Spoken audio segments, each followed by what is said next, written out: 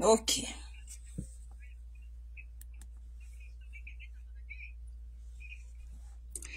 Bonjour peuple congolais.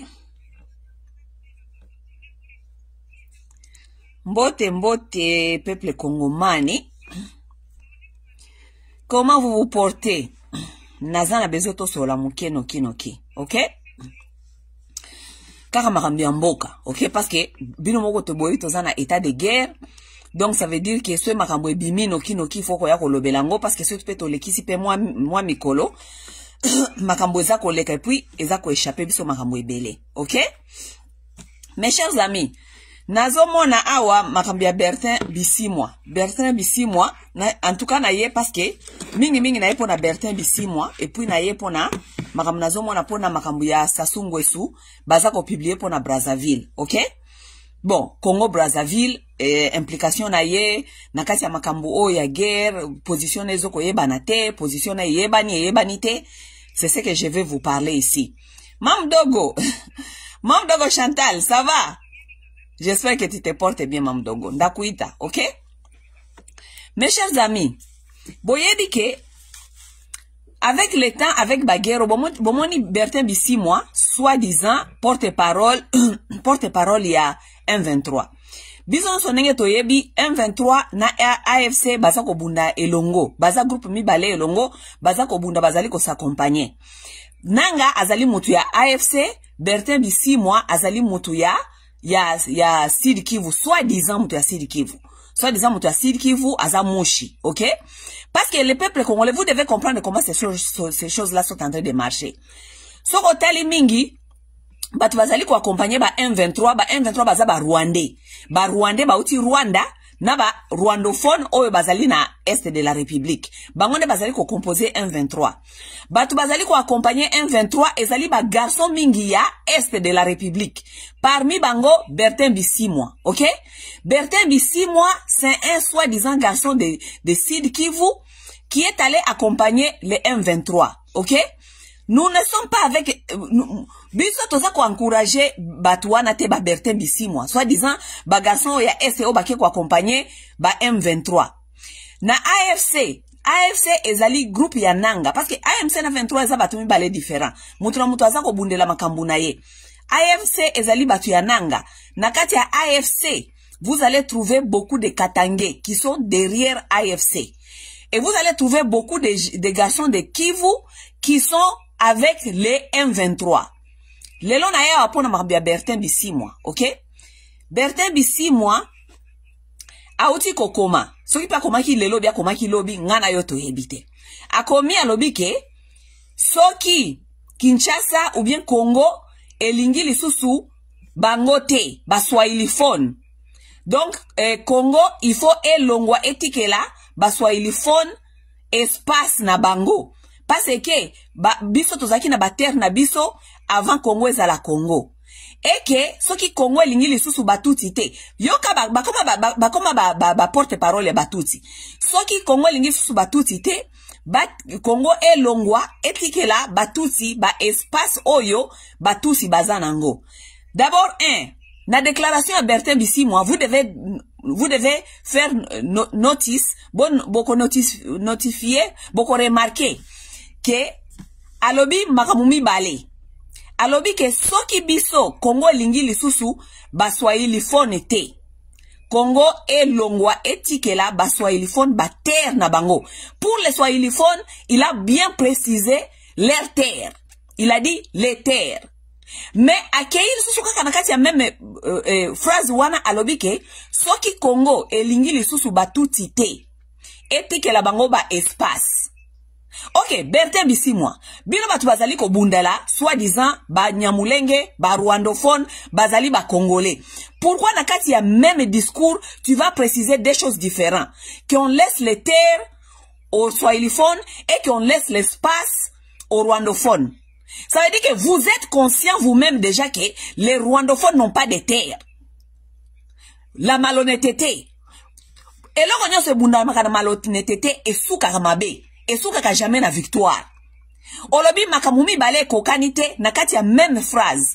Soit disant les Banyamulenge, les rwandophones, ce sont les Congolais. Tout ça, bazali ko yoko bundela ba droit na bango. Mais tant ozali ko sa la déclaration, tant que soit disant parce que vous n'êtes pas intelligent, parce que ozali soit disant porte-parole il y a M23, oye ko sa la déclaration, olobi ke bati ke la baswahiliphone ba terre na bango. Ça veut dire tu reconnais que les baswahiliphones, la plupart de ces gens-là qui constituent cet espace linguistique des swahiliphones ont des terres. Tu as reconnu cela. Mais toi-même, tu es venu accompagner les Banyamulenge, soi-disant les rwandophones, pour la badrona bango qui congolais. Tu ne reconnais pas que ces gens-là ont des terres. Parce que le swahiliphone bati que le mot ba terre na bango, et que bati que là, ba rwandophone, ba espace. Bah, espace, tu n'as pas dit les terres, parce que tu es conscient que les rwandophones n'ont pas de terres. Merci beaucoup, Bertin Bissimwa. Merci beaucoup, parce que langage inabino yangomoko eko trahir bino. Ok? Langage inabino bino moko eko trahir bino. Pourquoi tu n'as pas dit les terres pour les Batutsi? Pourquoi tu n'as pas dit les terres? Parce que tu es conscient que tu es en train d'accompagner agenda ya lokuta. Parce que oui, que bazana ba terre te. Bati que le bango ba espace. Ba espace. Quel peuple congolais a un espace? Olobi bati que la biso ba terre, bati que le bango ba espace. D'ailleurs, un bazan à terre. Deuxièmement, Bertin Bissimwa, lorsque vous êtes venu avec votre M23 là, vous n'êtes pas venu pour les Congolais, vous n'êtes pas venu pour nous. Boya kite na agenda que, soi-disant, baswahili bazali ko maltraité bango. Ce n'est pas ça l'agenda que vous avez amené. Vous avez amené votre propre agenda depuis que vous êtes venu.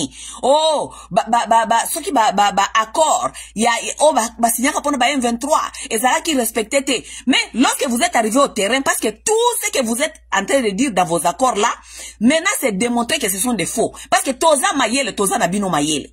Ok?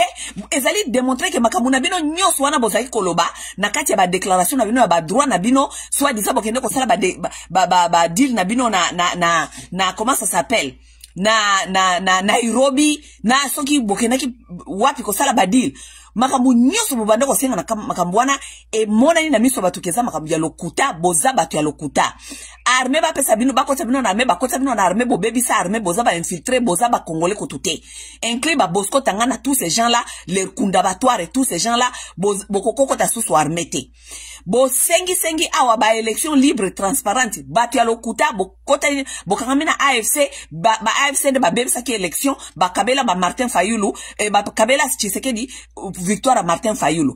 Makamunyo sora bozali ko déclarer ça makambia lokuta parce que boza ba bandi. Agenda na bino si yebanaki oye ko accompagner ba suprémaciste ba ya ko zwa biso ba terre na biso. Tout est connu Bertin Bissimwa. Bertin Bissimwa. Tango yo d'abord oye ko sala na nos déclarations tant que soi-disant porte-parole il y a M23 qui n'est même pas intelligent qui est venu se contredire entre les terres de Baswahili et les espaces de Banyamulenge soi-disant rwandophone parce que tu n'es pas intelligent au tangate oza garçon moko bandi voyou okola na balabala koluka vi likola koluka vi facile OK okota na makambo ya M23 OK ko kangamana makenga bokei na côté ya Nord Kivu kuna kote ba Uganda bo exploiter or bo kena kokoteka kaba or na Uganda Bertin Bissimwa tu te fait de fortune derrière les centres de Congolais na kokende koteka kaba or kuna na Uganda o sombi déjà comme Mugol o sombi ba appartement na ba appartement na nani na mona ki documentaire ba salela kiyo documentaire ni fona ko lukango eza na YouTube oui que yo parmi yona ba garçon no ya M23 ba mi yibi bo yiba ba gold bo teka kana Uganda bo saka trafic ya drogue na Uganda yo sio so ba appartement comme Mugol na Nairobi n'est-ce pas garçon moko ya chana na ya bandi garçon ya balabala atangate des garçons qui ont mal grandi mal vécu ala muki na tongo boye vie frustrée ake kokota kolanda ba aventurer ba voyou ya Banyarwanda pona baya kokosa biso po azonga asi alieli kuna Nairobi esika azoko exploiter or alieli atondisi libumu po ya ko bima liboso ba miso ba Congolais lokola mutu ya normal po ba kanisa azali patron azali mutu ya mayele nzoka de bourrique voyou bandit garçon de la rue si ma Congolais mususu baza ko ya ko défendre buzo ba wana Na lobi boye, Bertin Bisimwa tango ayaki na batu na ya M23, bayaki te na agenda ya ko sauver ba Swahiliphone. Toza na besoin te ya Bertin Bisimwa aya ko sauver biso. Nga naza mu Swahiliphone, et je parle au nom de beaucoup de ba Swahiliphone. Ba Swahiliphone, oh balingi ko zala vandi, baza la vandi bakende ko rejoindre bango kuna, ba ko lobaka te na kombo na biso. Vous ne parlez pas au nom de Swahiliphone, personne ne vous a mandaté de parler au nom de Swahiliphone. Vous êtes venu avec votre agenda, bo bundana agenda na bino ndenge boku yaki nango tiboko sili sa makamuna bino bokende koyoka na barwande. Ne parlez pas au nom de Swahiliphone, bo longo la kombo ya ba Swahiliphone na munoko na bino. Parce que ba Swahiliphone na bozo kolobela wana zo kobo ba Swahiliphone discrimination. Ba Swahiliphone ne sont pas les seuls peuples qui sont en train de vivre dans l'enfer de Tshisekedi. OK? Donc, arrêtez de parler sur notre nom. Nous sommes capables de parler sur nos propres noms. Toza capable ya kolobela ba kombo na biso moko. OK? To lingi munoko ya ba Swahiliphone wana tena munoko na yo Bertin Bisimwa, que ça soit votre dernière fois na groupe na bino na ba bandi wana ya M23, bolo baka ba kombo ya ba Swahiliphone na munoko na bino. Bozo kanga? Que ça soit la dernière fois, bolo baka kombo ba Swahiliphone, vous n'êtes pas avocat de Swahiliphone, mutute a mandata kibino, boya kolo baka na kombo ba Swahiliphone. Que ça soit la dernière fois Bertin Bisimwa. Ozali et l'autre côté, oza bandi voyou garçon grandi dans la rue, qui a eu une vie difficile, qui est allé se chercher derrière Makenga, parce que bobande koluka, bato bako comme sabino riche noki, boke kokota na ba exploitation, ya ba minerai, ya ba or, pour na bo exploiter ba Congolais. Bertin Bisimwa, que ça soit ta dernière fois. Que ça soit ta dernière fois, Bertin Bisimwa. Que ça soit ta dernière fois de parler au nom de Swahiliphone. Nous, to mandate yo te, biso to mandata ki yo te, olebela kana kombo na biso. OK? Et puis Bertin Bisimwa, parce que ozali tellement zoba, oza koyeba te. Yo kana bisabino, na uti ko komana post na nga na page na nga ya Facebook. Nga na bike Bertin Bisimwa kolobela biso te. Tata moko boye ya Muswahili, je pense qu'il y a Muswahili. Parce que la plupart de nabino, il faut na banda ko exposer bino siko. Parce que la plupart de vous avez besoin qu'on vous expose. OK? Bota la tata oyo. OK? Bota la tata oyo, bota la ye malamu. OK? Nde photo eza na page na ye ya Facebook. Kombo na yeso ki Jean-Marie ou bien Jean M quelque chose. Jean MMK. OK? Kombo na yeso ki Jean MMK. Bota la tata oyo. Tata oyo na komi na page na nga na lobike Bertin Bisimwa aloba na kombo na bisote.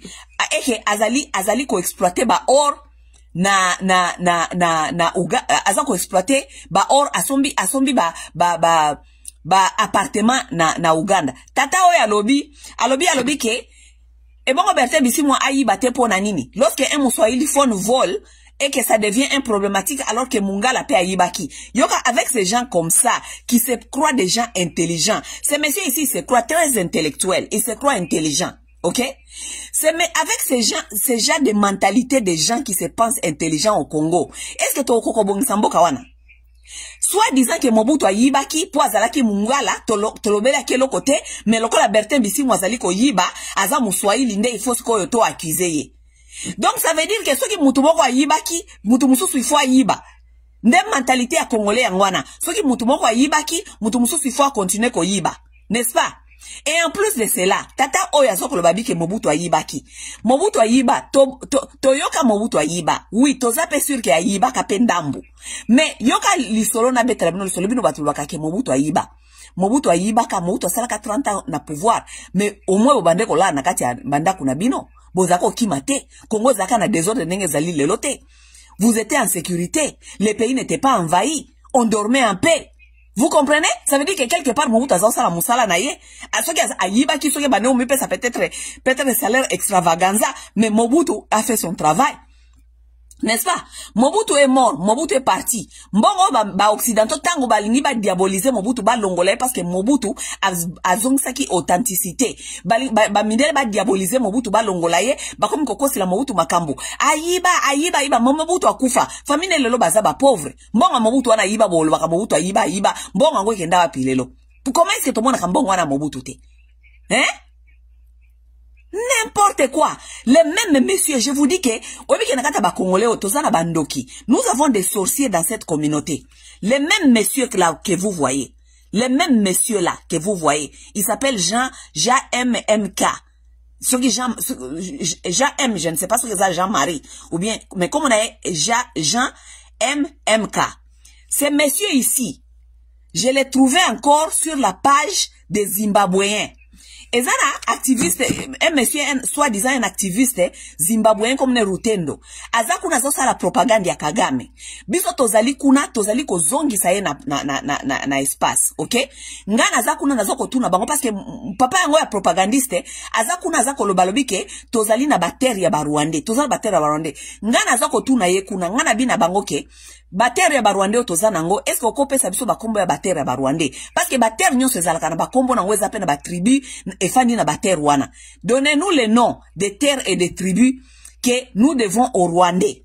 Dites-nous quelles sont les terres que nous devons aux Batuti, spécialement les Batuti, parce que papa wana ya Rutendo wana azali kosala propaganda ya Batuti.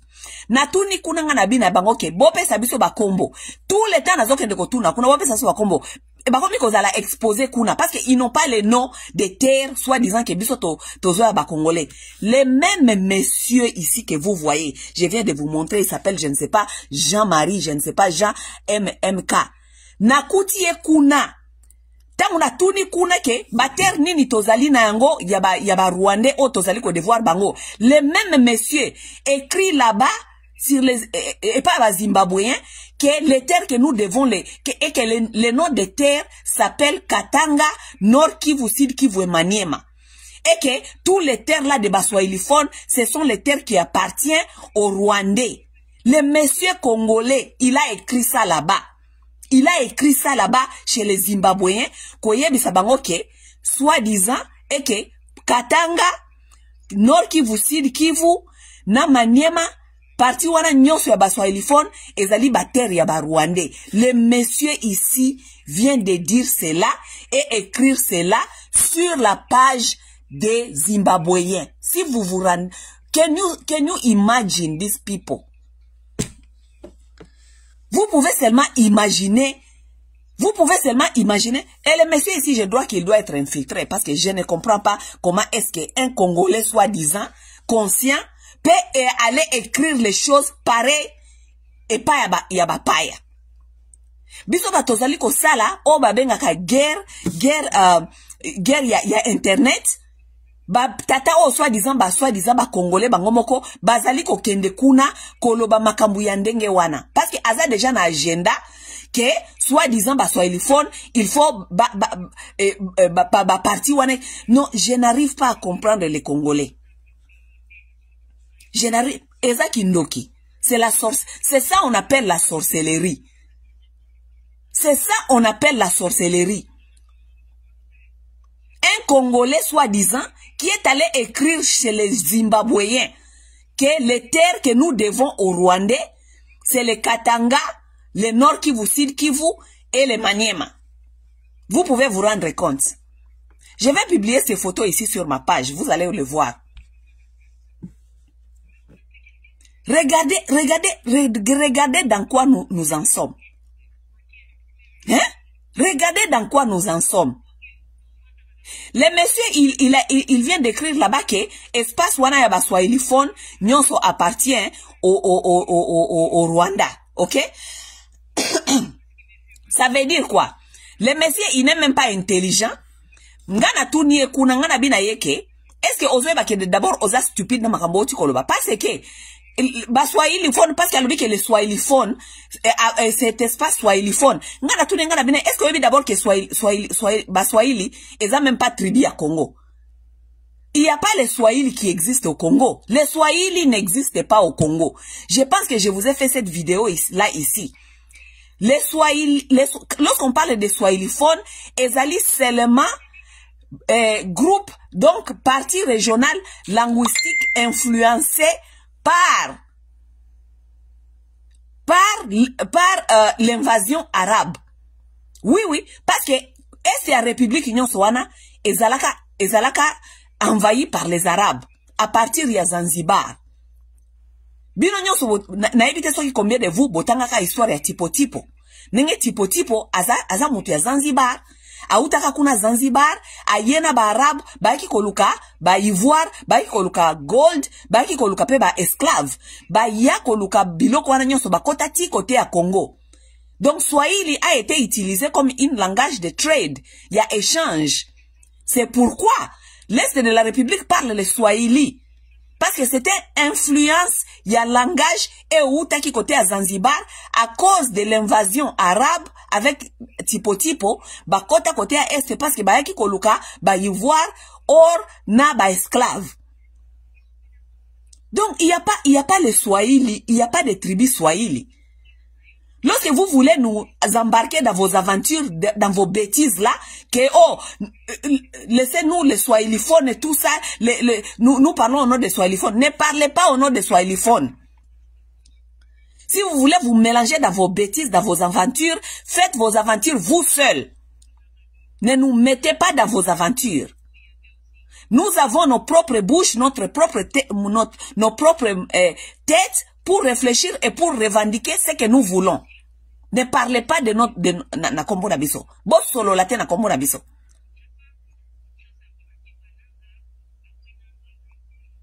Les gens qui prétendent être ici comme si ils sont intelligents, ils ont bazana mayelete. Mes chers amis, Bertin ici moi. Bo continuer na agenda na bino bo utaki nango kuna soki wapi ya M23, bo continuer ko bunda na makambo na bino ya M23. Botika ba swahiliphone en dehors de vos bouches, vous n'êtes pas autorisé de parler sur notre nom. Boza autorisé te ata mukete. Pourquoi? Parce que guerre wana e comme libino ndongo. Guerre e comme libino kilo. Guerre e comme libino makasi parce que ba revendication na bino nyonso boza koloba eza ko simba te. Sikoyo boza link siko ko linga ko ajouter ba argument sur ba revendication na bino koluka sympathie ya batu balobaka Kiswahili ke oh non lokola bango balobi ke biso ba Swahili tozana mikakatano bazali koloba ke biso tozali ba Rwandais et tout bakozwa sympathie na biso tokende biso ba Swahili tokende ko jembela na sima na bino tokoya ko jembela na sima na bino te tokoya ko jembela na sima na bino te bo sala ba kambuna bino ndenge boyaki ko sala gero boyaki nango ko ya ko accompagner ba Rwanda e bino moko eko sile la bino mabe parce que agenda est comme kilo Rwanda komi ko so ba sanction Rwanda komi ko mona lokola a abandonné bino maintenant vous ne savez pas où aller chercher les bozo koluka est-ce que ni bokendo koluka support. Oui, parce que Rwanda ba sanctionner les sous le Canada, ok? Rwanda komi ko so ba sanction. À un certain temps, Rwanda ko continue ko so ba sanction te pona bino. Rwanda ko abandonner bino. Et puis tant Rwanda ko abandonner bino, bokebite la plupart na bino akoboma bino. Ok? Sikoyo, lokola boza na agenda na bino. Bolingi bo continue alors que Rwanda e komi ko lembisa. Rwanda e komi ko lembisa. Parce que avancer tozo mona susu bo avancer te. Avancement bozo avancer les sous-soutés. Pourquoi? Parce que ba James Kabarebe on nyoso bazui ba sanction na ba général wana mususu bazakuna na Rwanda bazui ba sanction ba komi kozong sa ba troupe na bango ndambu bino bozali susu na ba troupe belete yango bozo ko avancer les sous-soutés. Si ma bolingis ko bozo asko ba congolais bazoba oyo ba kokwea na motambo na bino ya soi-disant ya ba swahiliphone baya kokwea na motambo na bino po baya kokota guerre. Bertin Bisimwa bokotu na ngulu mututa ko ya ko accompagner bino. Et en plus de cela, baso ilifone nini bozo ko luka baya kubunda bitumba ya M23 Banyarwanda. Baso ilifone nini bako ya kubunda kuna. Bao bazalo bana ba internet neti ba oyo. Ba oyo tata oyo ya ba cravate oyo azoko ba internet neti oyo. Oyo amona ni lokola kuko ya kubunda oyo. Oyo ebi atako bunda. Tala zala ba mbebo lokola mutu asisaka ba bore ba mibali ba master na ba mibali tous les jours comme hier. Bambebo oyo tata oyo ya minene oyo ezalo kwa mutasisaka babore ya ba master na ya mibali tous les jours oyo akoko kobunda oyo akozwata akokata kozwa munduki talenga atie soki lip gloss na bambebo tata ya boy Bertin Bisimwa ça ce sont vos supporters oyo de ba supporters na bino tata onde ko ya obundela bino vous êtes en train de chercher babenga ngonini yako manipuler ba Swahili ou bien ko séduire ba Swahili boko séduire batu neti tata oyo ya bambebo azana bambebo apakoli yango vaseline lokola muto asisaka ba masa na ya ba garçon boko oyo tata oyo azana na makasi kosimba bunduki oyo po ya kobunda tata oyo mais baswahili baza kobunda kuna baswahili baza kobunda baza ba wazalendo oui les Swahili sont là-bas ils sont les wazalendo sont en train de protéger leur terre. Oui. Oui. Bana ya Fizi, bana ya nani ya ba Fizi kuna. Ozo mona bangote baza ba Swahili te. Baza ko bundela bamboka ba bundela ba terre na bangote. Ba bundela ba terre na bangote. Bazalendo baza ba Swahili baza bundela ba terre na bango. Oui. Mais bakoya ko bundela ba terre wazalendo bakoya ko bunda na bino te parce que bino bozana ba agenda ya ba Rwandais. Bolia na sima ba Rwandais des petits ba Bertin Bisimwa ba petit abitinda les gens qui n'ont rien du tout ni dans la tête qui n'ont rien réussi dans leur tête à part ko yiba na ko fiendo kota ba rébellion et loko moko ya malonga te biso to ya kolanda yo idéologie nini yo kozala nango yo Bertin Bisimwa po yo pesa biso to landa yo un garçon de la rue un garçon de la rue qui a eu l'opportunité d'aller rejoindre Makenga pour violer ba Congolais. Sima, aya na ba internet, aba na kopesa biso, soi-disant apesa biso ba discours ba moral, et puis ba tuba kanisa ki toko landa Bertin Bisimwa, un garçon de la rue. Garçon ya terrassé. Garçon ya terrassé. Atangate. Un petit voyou de quartier à balabala ya coin. Ake kokota kuna likola via misérable ya quartier ya coin ake kokota na M23 sima aninga bandako yo pesa biso moral na code ligne de conduite biso to yo kaye talanga batoyo Bertin Bisimwa baswahili phone d'abord baswahili phone eza tribute eza groupe linguistique toza ebele kuna toza na ba tribu ebele kuna nakata ba tribu wana nyonso ya groupe linguistique ya baswahili phone mutu moko te amandataki yo Bertin Bisimwa osola kana kombo ya baswahili phone nakata ba tribu wana nyonso ebele o ezali nakati ya baswahili phone wana mutu moko te Bertin Bisimwa atinda ki okendo kosola kana kombo ya baswahili phone. OK, que ça soit ta dernière fois. OK, que ça soit ta dernière fois. Yo na batunoya M23. Yo Bertin Bisimwa na batunoya M23 banyamulenge, soki banyamulenge, bo solo la kana kombo ya baswahili. Que ça soit ta dernière fois. Bo continuer na agenda na bino, bo yaki nango wana, soi-disant ba réclamation na bino ya Nairobi, eko aboutir na eloko te. Ne pensez pas que na katikati ya nzela, tango moni ke makambo na bino ko aboutir te. Bolingi sikoyo, bo séduire sikoyo, bato balobaka Kiswahili, kolakisa bango que nous sommes ensemble. Nous ne sommes pas ensemble. Nous ne sommes pas ensemble, Bertin Bisimwa, nous ne sommes pas ensemble. OK? Toza ensemble te. Eloko mususu na ngana loba awa.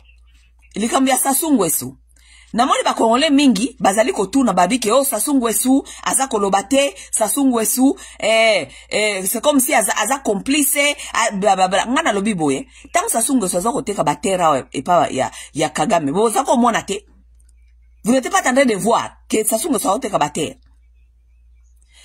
Position à Sassou Nguesso eyebana nango depuis kala. Sassou Nguesso azali ko soutenir Kagame. Vous les connaissez que Sassou Nguesso soutient Kagame. Et là, lorsque je parle de Sassou Nguesso, je ne suis pas en train de parler de nos frères de Congo-Brazzaville. Non, je ne suis pas en train de parler de nos frères de Congo-Brazzaville. Parce que, ba frères d'Abso Mingi à Congo-Brazzaville, bazana kati lito nabiso. Ils sont là en train de se battre avec nous. OK? Ça veut dire que Congo-Brazzaville nazo kolobela Sassou Nguesso en particulier. Lorsque Sassou Nguesso teki mabele kuna bato Congo-Brazzaville, ba telemeli epe.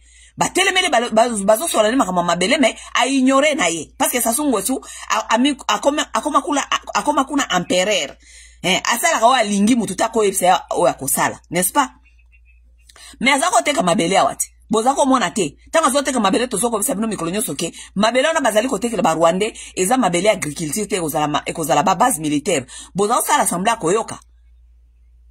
Tshisekedi azako voyager, Tshisekedi azosala ba feti, tozo koganga bateki mabele kuna azosala semblant. N'est-ce pas azosala semblant? Bino bozoko lwa ke tozo kele jalousie, po azali ko voyager, po azali ko vivre bien, po azali ko lata ba montre. Bino banda ko loba bongo. Lelo boni bokomi ko loba oh, tokengela fleuve, bokomi ko tia ba bateau na fleuve. Oh, tokengela fleuve. Mais c'est trop tard. C'est trop tard. Kongomani. Peuple moko irresponsable. Token la fleuve. Boye ba kiteke bateka mabele. To bande ko lo bangwa mikolo nyoso teke bateki mabele kuna. Bo bande ko yoka ngoteke bateki mabele kuna. Bo misko ko kenge la fleuve. Mais ce que j'allais dire c'est ceci. Yes Sassou Nguesso azali ko jouer, azako jouer pe na moto. Sassou Nguesso joue avec du feu. Pourquoi parce que Sassou Nguesso arrive à supporter Gaga Mesoka Lingi. Il a le choix de supporter celui qu'il veut. Parce que Sassou Nguesso pe azana e papa na biso penzate. Muto aza supposé qu'on protéger biso ezali soit disant oh Tshisekedi. Félix Tshisekedi. Sassou Nguesso azana responsabilité ata mon côté na biso. Ce qui a décidé à supporter bisoté, c'est son choix. À quoi décider bisoté, qu'on supporter bisoté. Mais bon, il y a quelque chose. Ce que Sassou Nguesso oublie est que ce qui Kinshasa est comme déstabilisé. Toujours le Kinshasa kaka. Parce que Kinshasa est une ville dans le Congo. Ce qui Kinshasa est comme déstabilisé, Sassou Nguesso a que Congo Brazzaville est comme déstabilisé. Pourquoi? Parce que nani Sassou Nguesso azali ko sala calcul te ya mathématique ya déstabilisation à Kinshasa. Kinshasa azali lelo na 20 millions d'habitants. Lelo nenge tozali koloba wa Kinshasa azali na 20 millions d'habitants. Congo Brazzaville mobimba comme tout un pays bazana 6 millions d'habitants. Je pense bazana 6 millions d'habitants. Si je ne me trompe pas. Congo Brazzaville nyonso nenge zali wana Brazzaville Congo nyonso Congo ya Congo RD pardon Congo République ya Brazzaville wana kuna bazana 6 millions d'habitants. Tandis que Kinshasa yango moko comme capitale ville ya Congo ezana 20 millions d'habitants. Ça veut dire Kinshasa ekoki kokota na kati ya Congo Brazzaville, population ya Kinshasa ekokota na kati ya Congo Brazzaville mobimba presque 3 fois. Oui, presque 3 fois. N'est-ce pas? Bosikoyo, ce qui Kinshasa s'est déstabilisé. Et c'est déstabilisé et c'est déstabilisé. So Kinshasa déstabilisation continue à Kinshasa. Sassou Nguesso kanisa ke guerre so continue à Kinshasa. Batona kinyoso à Kinshasa ba okima wapi. Non, tozo tuna na kaka motuna motuna za ngoli sasité. Sassou Nguesso. So Kinshasa ba déstabiliser Kinshasa. Batwana nyoso ya Kinshasa yo kanisi ba okima wapi. Oyo kanga fleuve. Nana mona te batu banager ti bakatisi bakomi kuna. Sassou Nguesso. Soki Kinshasa ezana 20 millions d'habitants. Et c'est déstabilisé. Sassou Nguesso. Bakinois wana 20 millions wana. Bakoya Brazzaville. Bakoya Congo. Parce que naka, obi ke so ipe baye en masse. Comme ba réfugié bazako kima baye en masse. Bo kangela bango portite parce que Arménie ne kotia na frontière pour na elo baki batu bako tate. Ba Arménie bo kotia na ba frontière kol baki batu bako tate. Bako za l'obligé kokota. So yi bakoti kuna yebake Brazzaville comme déstabilisé. Parce que batu baye, bazana misalate, bazana place ya kolala te, eloko kolie ezali te, ça veut dire que Brazzaville, boko mona pe yabino makambo. Ça veut dire boko souffrir instabilité, boko souffrir viol, boko souffrir vol, boko souffrir kuluna, boko souffrir. Sassou Nguesso. Sassou, oso réfléchir te vie. Vie Sassou, oso réfléchir te. So Kinshasa ba déstabiliser ango eza o ba bengaka par la force e kozala pasi nanga pasi na yo. Wana olingo lingate. Sassou, wana olingo lingate kozala pasi nanga pasi na yo. E kozala te ko négocier. Parce que un homme qui est en train de fuir pour son survie Akoya, olinga te akoya. Soki ko nage bakokoma na Brazzaville. Bakokoma. Sasu. Siko yo déjà mboka mobimba ndenge bozalaka wana déjà bozaka ka 6 millions d'habitants seulement. Bon, disons seulement que tolo bakaka déjà tolo bakaka 6 millions kaka ya pamba ya population ya Kinshasa o eza 20 millions, 6 millions ya Kinshasa ba décider ba ya Brazzaville. Ah, Sasu, okokoka? Soki to yeli wana ta 1 million, 2 millions, 3 millions, 5 millions. Sasu okoka. Okoka te? Okozala na choite.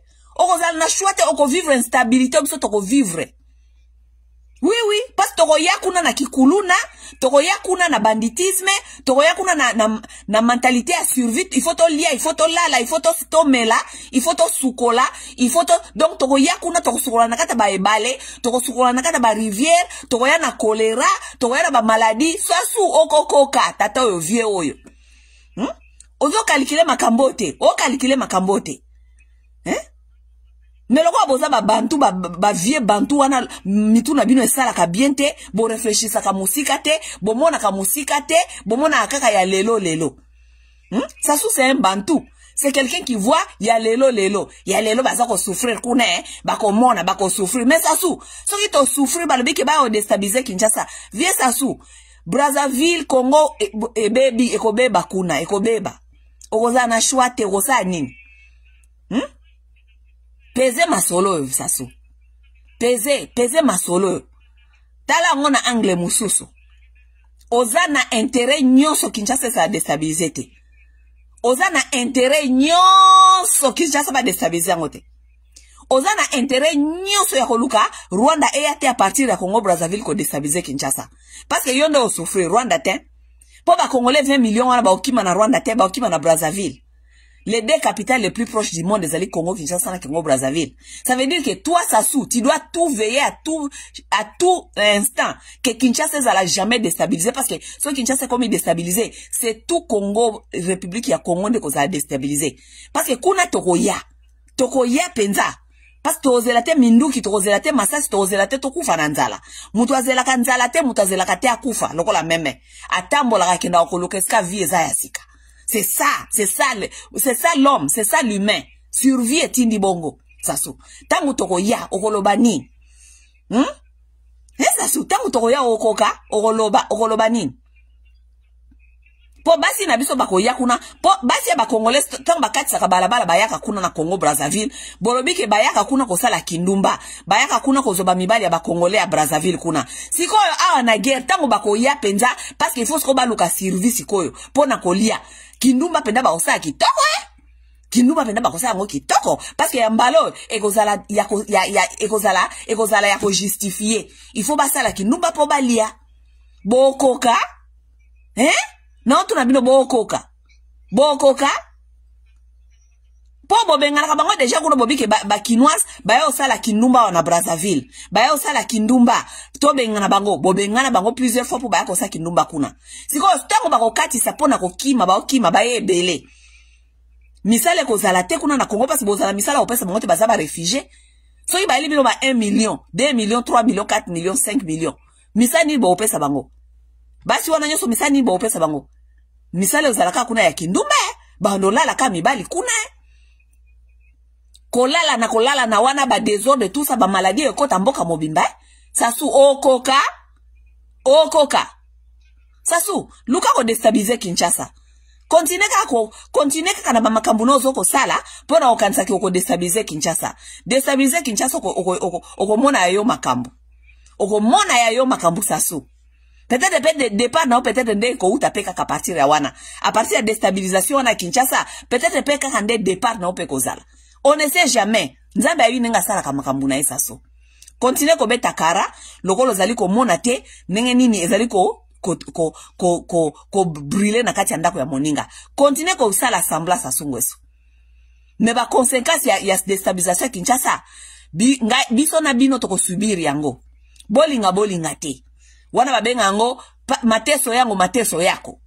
Tozali les deux capitales les plus proches du monde. Mateso yako. Pasi nanga pasi na yo.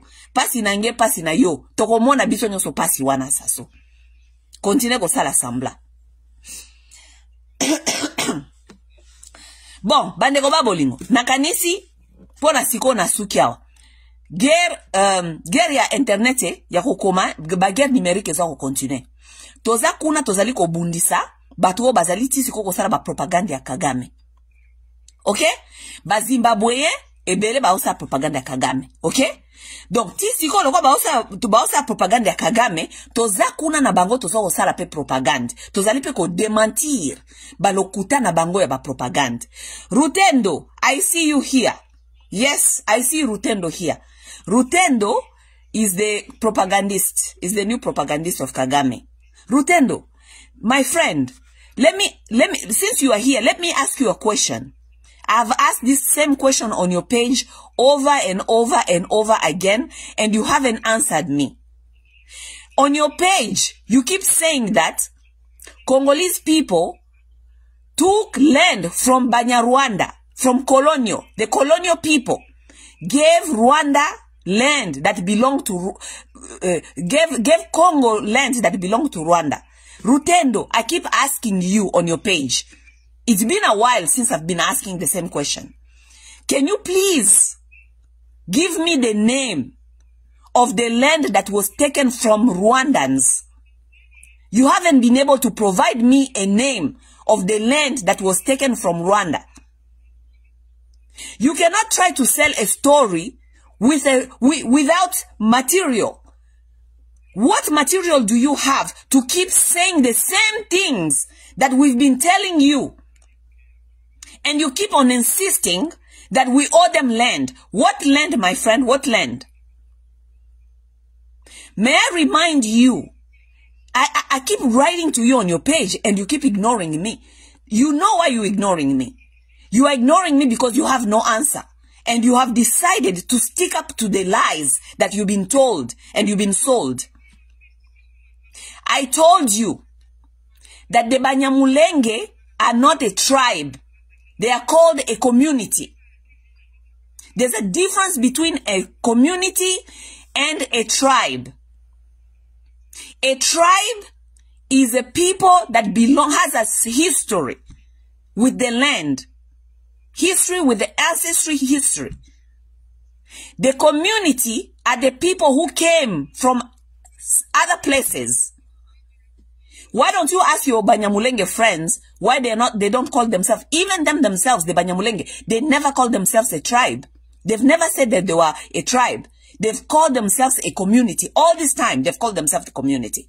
Why they call themselves a community? They call themselves a community, not a tribe. Because they don't have a history with the land. They do not have a history with the land. They keep telling you about Mulenge. Mulenge is a mountain. Mulenge is a mountain. There is no place or kingdom in Congo that was called Mulenge Kingdom. There's no kings there. So every people that lives in the Congo, let me give you a little bit of Eastern history, since you are here. The people of Eastern of Congo, the way you keep pretending and say, oh, the Eastern of Congo was a land that was given to, the colonial took from Rwanda and gave to Congo. When you're talking about the east part of Congo, the both Kivu, do you understand there's many tribes that lives there? Do you understand that there are many tribes that lives there? There are the Bashi tribes that are there. There are Baregas tribes that are there. There are Bafuleros tribes. The Bahunde, the Bavira, all those kind of tribes, they are there. So those tribes had kingdoms. They were independent kingdoms before colonial came. They were never a part of Rwanda. All those kingdoms that are in the east part of the Republic of Congo, they were never a part of Rwanda. They were independent kingdom, functioning as independent kingdoms. When Leopold sent Stanley to Congo to come and appropriate the land, Our kings, our ancestors, kings were consulted to agree if they wanted to take a part in that country or not. They did agree. Okay? So, ask your Banyamulenge friends, when Leopold sent Stanley in Congo, who was their Mwami, their king? Who was their king? Who gave the permission that their land was going to be included in Congo? They didn't have a king. They didn't have a space. They didn't have a kingdom in Congo. The Rwandan-speaking people are in Congo is because of migration. They migrated from Rwanda to Congo looking for refuge for different reasons. They know that. History knows that. They came looking for land. They came looking for refuge. They had wars. First, because Mwami Rwabugiri of Rwanda did add taxes, was mistreating people in Rwanda. So those people came because they were running from the mistreatment of Mwami Rwabugiri. They came in Congo. They were Banyarwanda. Okay? They came, they migrated. They know that history. They came many, many times for many, many different reasons. Okay? So, when we are telling you about Congo, you need to listen. You don't tell us the history that you are not a part of.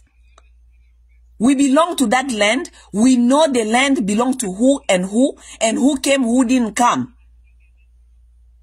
Stop telling people lies, Rutendo. I really have no idea where you're coming with this, your agenda.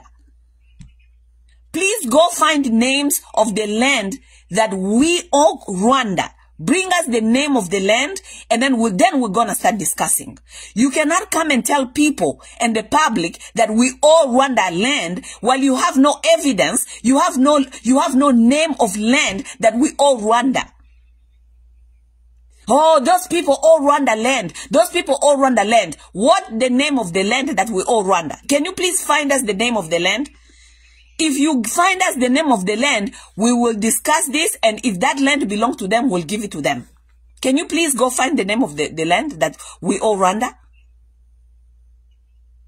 Go ask your Banyamulenge friends. Go ask your Rwandaphone friends what's the name of their lands. They can bring us the name. We'll put that back on the table. We'll discuss that. And then if those land belongs to them, we'll give it to them. Because we have given them land before. These people have lands that we have given them and that we've never even asked for. Bukunzimbirizi, in the district of Ruzizi, in Rwanda today. That land belongs to us. They know it, we know it, history knows it. Okay? We've never gone back to ask for that land. I can give you the name of the land that they owe us if we want to take our land back. But how come they cannot give us the name of the land that we owe them? Can you please ask them the name of the land that we owe them? Please ask them. Okay? So Rutendo, I saw you here on my page. I saw you on this video. Okay? Before you continue with your propaganda that Congo owe land to Rwanda, please find out the name of the land first. Okay? Once you do that research, you find the name, then we can discuss. Okay? Rwanda, if anybody owes land to Rwanda, it's Uganda. Uganda has land that belongs to Rwanda. The colonial gave a piece of land that belonged to Rwanda to Uganda. And that land is called Bufumbira. Okay? Bufumbira. That's a land that colonial took from Rwanda and gave to people from Uganda. But Rwanda doesn't ask for that land. Never ask for Uganda to return that land. But Rwanda is looking for land that don't belong to them in Congo. While we all know the land that belongs to them is found in Uganda. They never ask for that land. Why are they not asking for that land? Okay, when it comes to Congo, they're telling you people who are not from Congo that we own them land, yet they cannot prove to you or tell you the name of the land that we owe them. What is the name of the land that we owe them? Rutendo, that's a homework I'm giving you. Do that research. Find out the name of the land that we owe the Rwandans or the Batutsi. Or tell us what is the name of the Batutsi's land in Congo. What is the name of the Batutsi land in Congo? Since you've become the advocates, right? You have become the advocates, right? Can you please tell us the name of the Batutsi land in Congo? They don't have any. Who was their king, their Mwami in Congo? They don't have any. So how do you prove that you had a land that you don't recall the name of the land, and you don't even know, you didn't even have a king? How do you claim a land then? Because each people that are on the Congo land today, they had a king and they had a history of the land. Okay? So your friend, your Banyamulenge friend, the Tutsi people, who was their king in Congo, and what was their land, and what was the name of their kingdom in Congo? Once we get those things figured out, then we can continue with this propaganda that you are doing, Rutendo. Okay? We're looking for the name of the Tutsi land, okay? The name of their kingdom in Congo, and the name of their king. Those three things. Okay? Once you bring those three things to us, then we can discuss, Rutendo. Okay? Write it down. We're looking for Batutsi land. What was the Batutsi land? The name of the Batutsi land in Congo. What was the name of their kingdom? And what was the name of their Mwami, their king? Those three things. Okay? Because everybody on the Congo land has those three things.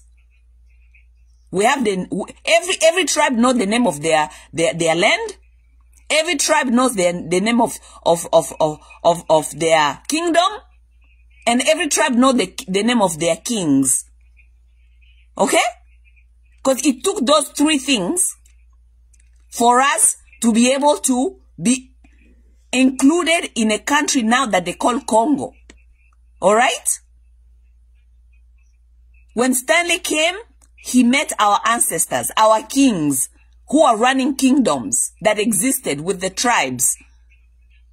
And they asked them, did you want to join the Congo? And they said yes. So, can you please find out who was Banyamulenge, Banyarwanda kingdom, and their land's name? Once you find that out, then we can discuss more. Okay, my friend Rutendo? Thank you very much. Bandeko Babolingo. Nalobi boye, guerre numérique ezoko continue. Avec guerre numérique oyo, tozali kuna na ba Zimbabweyen, moko azalaki ya wana otoko solane Rutendo. Yenda zako sala propagande kuna ke tozali ko devoir ba Rwandais ba terre. Ok? Avec cette guerre propagandiste yaba Tutsi, na batu na bango bazali ko futa, boye ba hakotuna bango ba 3 questions. Ok? Batu nyonso bozali ko sala guerre numérique. Boye ba kotuna ka bango 3 questions. Ok? Ba terre o bazali ko accuser biso tozana yango ya bango. Comme ba terre na bango ezali nini? Quels sont les noms de leurs terres? Ils doivent nous donner les noms de leurs terres. Quel est le nom des terres de Tutsi sur terre congolaise? Parce que nenge tozali wana, tribi nyonso ezana kombo ya terre na bango. Bosiko bango ba Tutsi, Banyamulenge, kombo ya terre na bango ancestral kombo nango ni. Kombo ya terre ezalaka te. Mais seulement bazali ko continuer ko insister que tozana ba terre na bango. What is their land name? Quel est le nom de leur terre? What is their land's name? We have no idea what their land name is. Okay? Quel est le nom de leur royaume? Quel est le royaume qui était au Congo que nous avons pris, qui était le royaume Tutsi ou bien le royaume Banyarwanda? Quel était cet royaume au Congo? Parce que chaque peuple est en terre, royaume na roi. C'est comme ça que ça existait avant. Avant Bakolo Baya, les terres existaient, là-bas les choses existaient comme les royaumes qui avaient des terres et qui avaient les Mwami, les rois, mais les Batutsi ou bien les Banyarwanda, qu'est-ce qui était leur terre, leur roi et leur comment on dit, et leur royaume au Congo. Mais tant que vous la biso Babilo Kwana. Mais comme ça on va discuter, on aura quelque chose à discuter quand même. Vous nous dites que vous êtes des Congolais, on a pris vos terres, mais vous nous avez jamais amené les noms de vos terres, les noms de votre royaume et les noms de votre moine. Tandis que peuple nyon sezali wana ezana biloko wana. Si vous parlez sur quelle base? We discussing on which base? Hein? Tout ça qu'on discutait sur quelle base? We are discussing on what base? On what base? Mutu nyonso azali awa azali ko azako sala guerre numérique, il faut boye ba ketan bozo kende kuna bolo baboye. Ba rwandophone baye la biso kombo ya royaume na bango ezaki na Congo yotozwa. Baye la biso kombo ya ba mwami na bango na ba kombo ya ba terre na bango. Lorsqu'on aura cela, on va discuter encore. Mais jusque là tozan nango te toko discuter te. Deuxièmement, batu bosa la guerre numérique. Boye bisa batu oyo baye bake. Banyamulenge bangomoko, ba rwandophone, les rwandophones qui sont au Congo, ils ne se sont jamais appelés un tribu. Bangomoko ba mibenga ka communauté. Et ils savent pourquoi ils s'appellent une communauté. Parce que bayebi ke baza tributé. Pourquoi? Parce que tribu, eza na histoire na terre. Bango bayebi ke baza na histoire na terre te yangon ba mibenga ka communauté. Communauté zali batu o bayaki. Oui, communauté zali batu o bayaki, neti biso ba congolais, tozali communauté congolaise aux États-Unis. Parce que toyaki. Communauté sénégalaise au Congo. Communauté camerounaise au Congo. Communauté congolaise au Rwanda. Communauté congolaise au Burundi. Communauté burundaise au Congo. C'est une communauté. Boki kolobate ke ba Congolais, tribu ya ba Congolais na Burundi. Tribu ya Bangala na Burundi. Ezalakate, ça n'existe pas. It doesn't happen. Ok? Et même les Banyamulenge, les rwandophones, ne se sont jamais appelés une tribu. Batika jamais kolobaki baza tribu. Parce qu'ils sont conscients. They are very conscious that they are not a tribe. That's why they always call themselves a community. Parce que bayebi ke baza communauté, bayakande koya. Ils sont conscients. They are very conscious. Si koyo, tango bo continue ko yebisa kabiso ba makambo, baza ko réclamer ba droit, baza ko réclamer ba droit, baza ko réclamer ba droit oyo wapi. Bitumba oyo eza na sens te.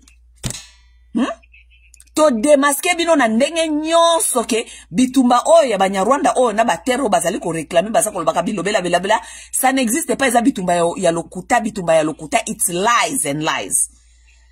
This war has nothing to do with land, has nothing to do with rights, has nothing, it's a war of supremacy, a war of race. Bobo sanaka yangote ba Congolais, bitumba oyo n'a rien à voir avec ce que batwara bazali ko revendiquer, ezali bitumba ya race, ezali bitumba suprématie.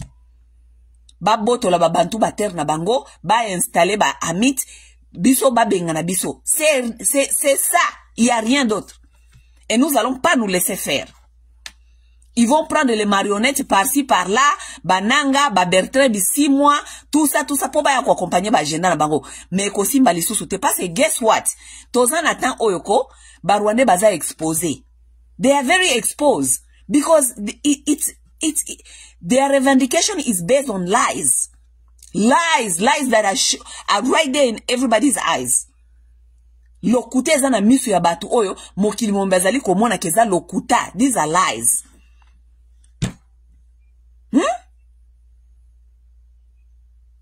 Lokuta penza makasi. Toko ndima yango te. Toza na problème ete ya kofana na batu wana parce tofana na bango depuis kala. Bafanda kawana depuis kala. Tofana na batu o depuis kala, mutu moko te atungisa bango. Titango bali ba olamukela biso na agenda ya kolekela biso mayele. Ata bino moko. Bertrand 6 mois. Nanga, bino boza ba avocat ya batuti. boko suka na Zénith, boko tuna ngulu, boko suka na nzela. Parce que agenda na bozali ko accompagner eza agenda ya lokuta. Eza agenda ya lokuta parce que Bertin Bisimwa yemo kwa yebi yango eza lokuta, boti yoka déclaration na ya suka. Alobi ke batikela biso baswahili ba terre na biso, mais batikela batusi espace. Parce qu'il reconnaît que les Tutsis n'ont pas de terre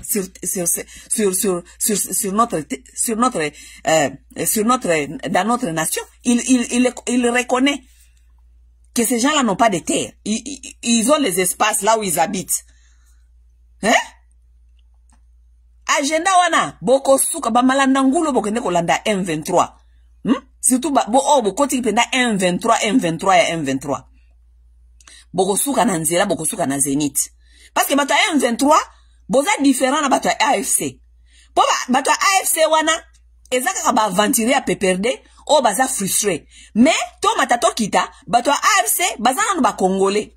Parce que lobby, bato AFC, balinga, baza la menkontante, baza ba Congolais. Toko ofana na bango na table te négocier. Parce que baza ba Congolais.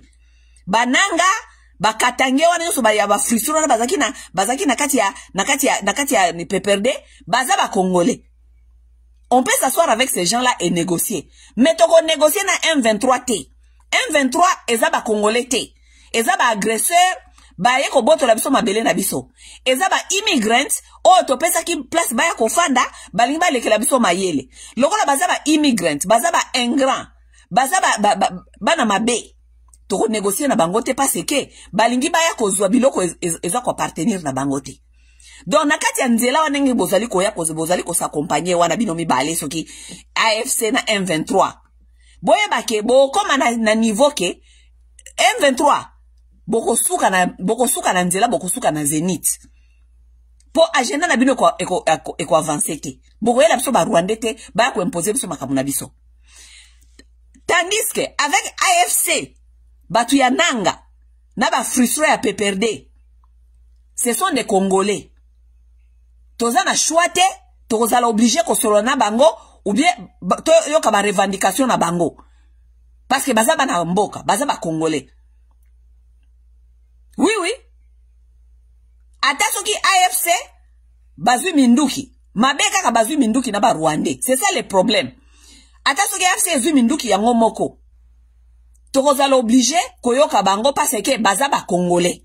Baza frustré, ba participa ki na ko bebe sa mboka. Baza ba aventurer ya PPRD, mais toza na choite, lokola baza ba na mboka. Mboka wana Kongo nde bota bango, toza na choite ya koyoka bango. Mais M23, na bato ba accompagner M23 wana ba Bertin Bisimwa, soki ba Bertin Bisimwa. Bino bato ba accompagner, parce que Bertin aza na M23. Nanga aza na AFC. Eza groupe mbi bale keseni. Bino batu boyena ba M23 bino, boko suka na Zénith. Oui, boko suka na Zénith parce que agenda wana ya Rwanda.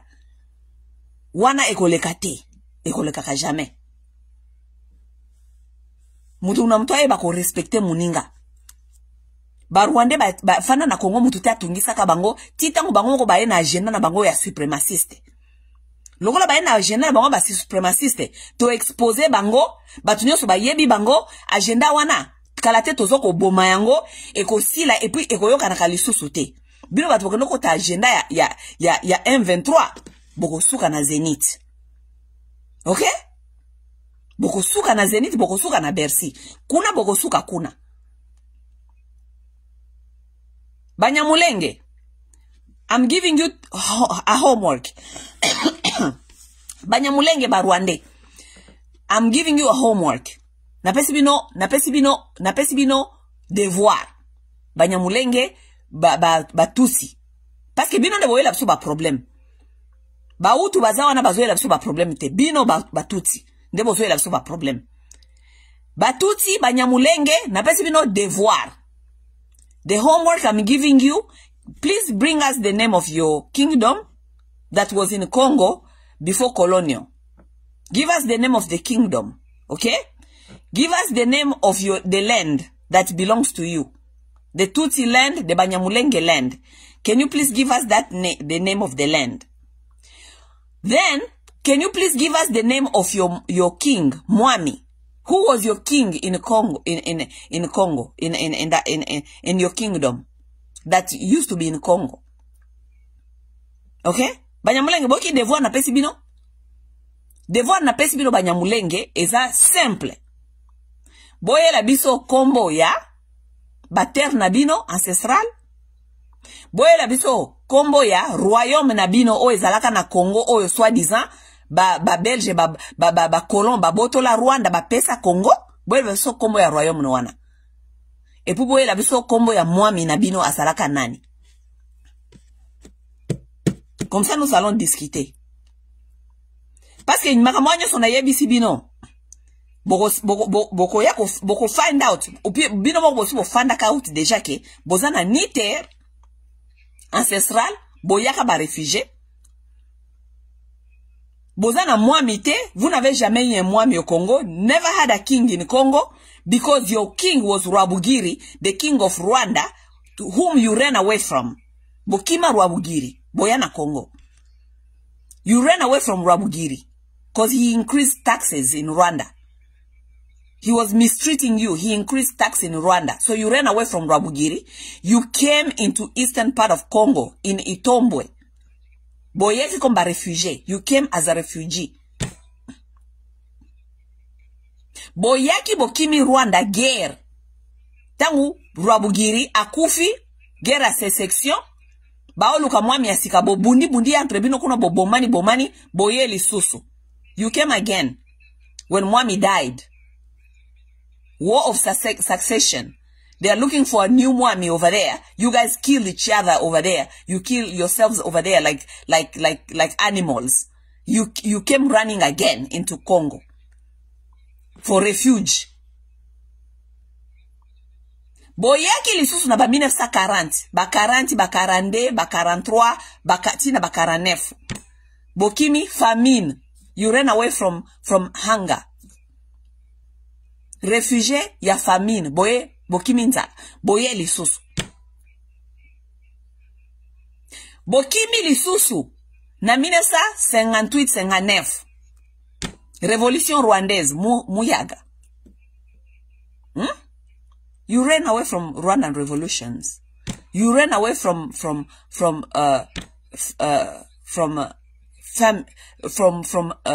Babenga onini. Famine. You ran away from that place. Boye okokima. Toyambi bino tofungoli port. To memingambo.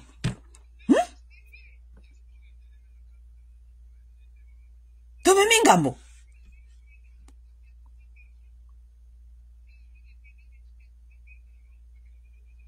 Discours ya biso toza ko devoir bango ba terre, il faut esila. Il faut esila. Hein? Discours que tozali ko devoir banyarwanda terre, il faut esila. Et nous devons taire cela vite. OK? Bato ya ba guerre numérique, tozo ko sala ba guerre na Facebook. OK? Wana il faut pas toti que la bango temps.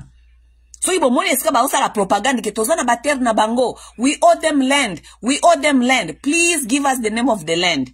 Bosenga ka bango toujours yango. Please give us the name of the land. What was the name of your kingdom in Congo that we took away? What was the name of the kingdom that the colonial took away from you? What was the name of your land? Who was your Mwami? They're all gonna tell you. When you ask them who was their Mwami, they have no answer. Because they know their Mwami was Mwami Rwabugiri, Mwami of Rwanda. That's where they were. They ran away from that place. They came running to Congo. Huh? Bosi momona peuple wapi azana ruate, aki ko justifier te roi na ye azalaki nani, aki jamais ko justifier terre ancestrale na ye babenga wanini royaume ezalaki wapi, ako justifier ba terre te. Bosi momona peuple wana ni wapi? Where have you seen a people who cannot justify their land, their kingdom, and their king? Where? Where have you seen a people like that? Who was your Mwami? They don't know. Who was your king? They don't know. What's the name of your land? They don't know. was the name of your kingdom that the Belgium took away from Rwanda and gave to Congo? They don't know. Yet, baliko continue koloba kaka masolo kaka yango wana. Boko tu na ngulu. Banyamulengele rwandophone, boko tu na ngulu. Message à Bertin Bisimwa, keba na yo Bertin. Kolobela kabiso te, totinda kiyote to mandata kiyote, eza la mbala na ya suka. Baswahili phone eza tribute. Baswahili phone ezali groupe linguistique. Ok? Ezali groupe linguistique et yaka na est de la République à cause de l'invasion des Arabes. Ok?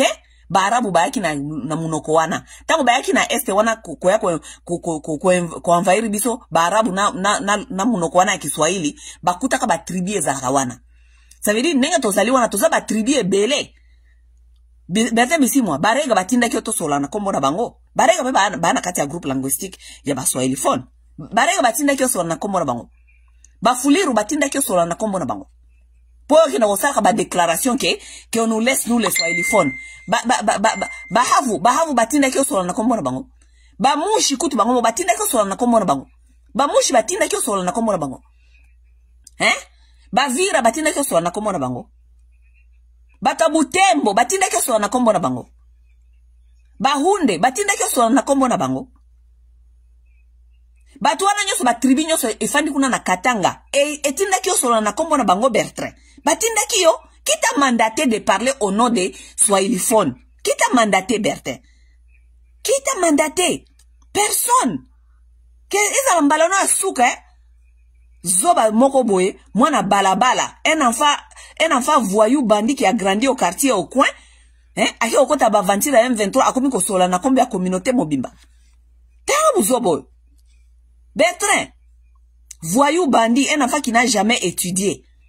Un enfant qui était au coin, au quartier, qui escroquait, tapait les mamans na ba coin ya ba quartier ko boto la bango ba sac. Aki okota M23 akomi ko liambongo ya or, azongi na Congo atondisi libumu atondisi libumu mena mutu nyeye tondi ebele na kati akanisi alingia banda kwa yako pesa biso ligne de conduite comment marcher comment ne pas marcher biso to yoka ka moi petit voyou moko azalaka petit voyou à quartier atele makana quartier abeta ka ba mama na coin un petit bandit de quartier biso to yoka yo parce que aussi ozwaki mbongo ya or ozoko exploiter na makenga bozoko bomba ba congolais okomi kolia bakomi ko benga yo boss n'importe quoi Bertrand. Que ça soit ta dernière fois que bana yo bandit voyou, petit bandit à quartier.